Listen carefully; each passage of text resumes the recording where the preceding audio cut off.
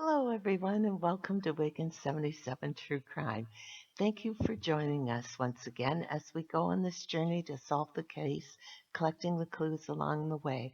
Please keep in the back of your mind the kiss and the devil is in the details principle. Again, this episode we will continue with the JonBenet Ramsey 27-year-old cold case, which occurred back in December 1996. Today we're going to begin with the autopsy. Now, I will try to go through the autopsy as delicately as I can, as we mustn't forget that this case is about a wee 6-year-old girl that died in the most horrific of circumstances. JonBenet was much loved by her family, as I believe it is unfair to the family to constantly remind them of those images. So therefore, I will only be showing one image from the autopsy. The autopsy was conducted on December 27th at approximately 8:15 a.m. Now, keep in mind, back in 1996, they didn't use video cameras. They would photograph each stage of the autopsy while the coroner would dictate his findings using a tape recorder. In this case, there was the photographer from the coroner's office and there was a police detective photographer, both taking photographs during the autopsy. JonBenet, at the time of the autopsy, was 3 foot 11 inches tall, weighing 45 pounds. In other words, she was petite. Here you see the first page of the autopsy report. Now, I cut it in half, put the first half on one side of the photograph you see there, and the bottom half is on the left of the autopsy report on the right. Sorry. In hopes you can read the proper medical terms as going forward, I will use layman terms. The official cause of death is listed as strangulation in conjunction with skull fracture. Now, there's been plenty of debate in regards to which came first. There is a group of British doctors that are tops in the world in regards to skull fractures. They examined the coroner's findings and they all agreed that the skull fracture was so severe that regardless of whether it came first, second, that JonBenet would have lived possibly for 1 minute, at the outside 2, after suffering the skull fracture. The other thing to note is petechial hemorrhaging is caused by pressure, which causes the blood vessels to burst, causing all those little red spots. Now, no one can rule out the pressure in the head from the skull fracture was possible cause of the petechial hemorrhage and not the strangulation. Heart attack victims often have petechial hemorrhage in their face and eyes due to the pressure within the body at the time of the heart attack.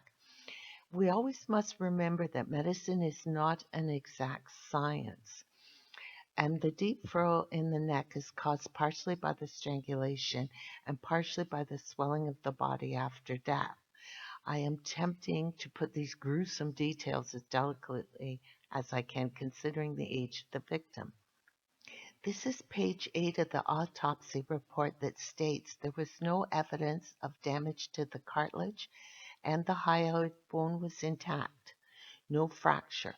What that means is the strangulation was not severe enough to cause any damage.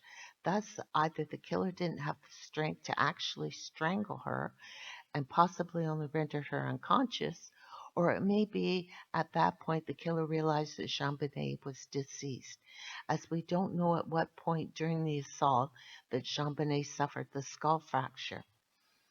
Now, the skull fracture, we don't know what caused the skull fracture, nor when the skull fracture occurred.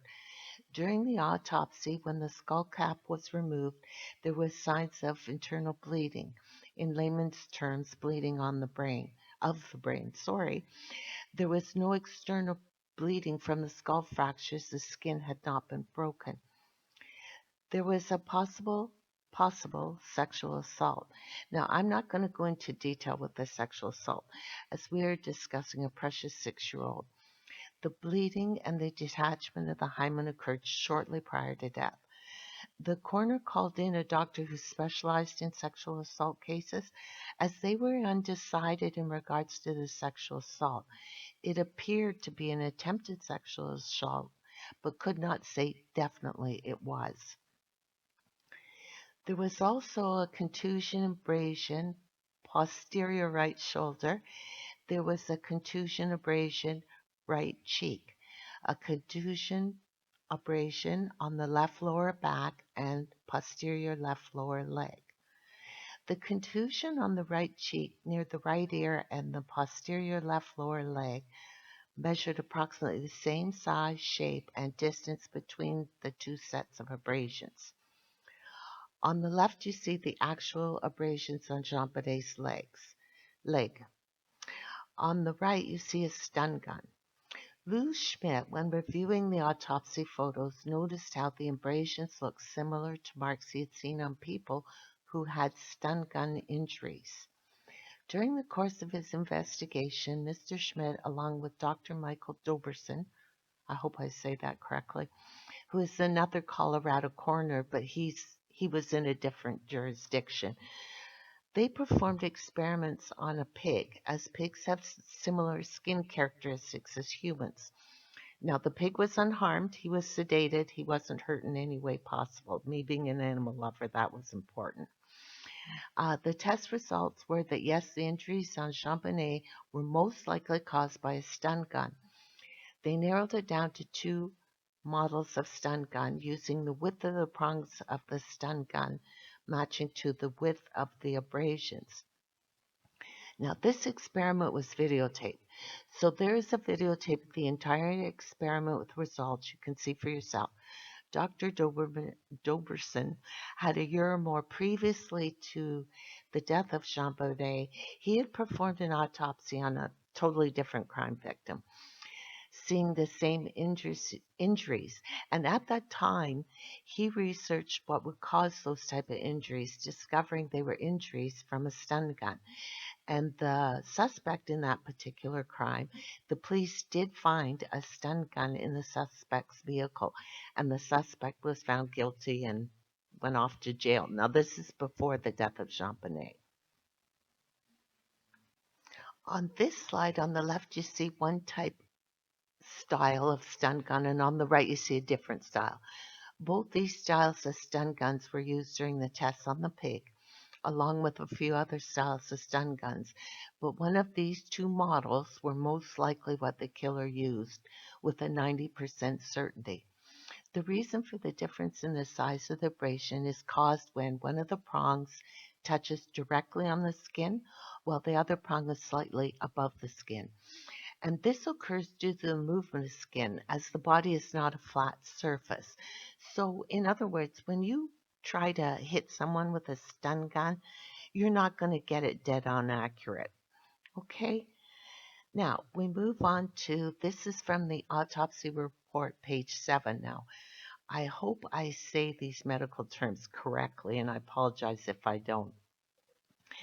The stomach contains a small amount of viscous, I guess, to green to tan colored mucous material without particular matter identified. Now remember that, without particular matter means there's no pieces. The gastric mucosa is alliced, but contains no areas of hemorrhage or ulceration. The proximal portion of the small intestine contains fragmented pieces of yellow to light green tan apparent vegetable or fruit material, which may represent fragments of pineapple. No hemorrhage is identified. The remainder of the small intestine is unremarkable. The large intestine contains soft green fecal matter. Now here we go again with this bowl of pineapple is back. It has become like the uninvited guest at a party. At the time of autopsy, the police seized on the comment by the coroner, pineapple. Remembered the bowl of pineapple on the breakfast room table. Now, the police seized on the pineapple as proof the parents did it, which was false.